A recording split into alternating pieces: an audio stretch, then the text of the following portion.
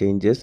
But இந்த food ரெஸ்ட்டுக்கான ராட கொஞ்சம் extend பண்ணி, இன்னும் கொஞ்சம் அந்த ஹீட்ட வந்து குறைச்சிருந்துருக்க ட்ரை பண்ணியிருந்திருக்கலாம்.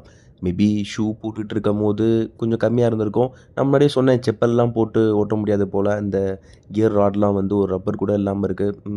மேபி அது மத்த இதில இருக்கலாம். இல்லன்னா நம்ம அத எக்ஸ்ட்ரா ஆட் பண்ணணுமா என்ன அப்படின்றதும் எனக்கு பெருசா ஐடியா இல்ல.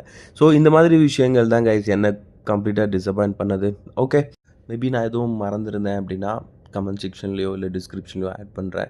ஸோ கைஸ் இவ்வளோ தான் இந்த வீடியோ. நம்ம வீடியோவோட கடைசிக்கு வந்துட்டோம். வீடியோ கடைசியில எப்பவும் நம்ம சொல்றது தான், நீங்க பைக் ஸ்டண்டரா இருந்தீங்கன்னா, தயவுசெய்து உங்களோட ஸ்டண்ட்ட ரோட்ல பண்ணாதீங்க.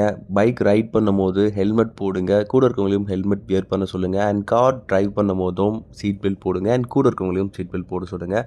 இது உங்க சேஃப்டிய ரொம்பவே என்ஹான்ஸ் பண்ணும். உங்கள் அனைவரையும் ஒரு அடுத்த நல்ல கண்டென்ட்ல சந்திக்கிறேன். அதுவரைக்கும் உங்களிடம் விடைபெறுவது அருண் ரவி வர்மன் ஃப்ரம் வர்மன் யூனிவர்ஸ்.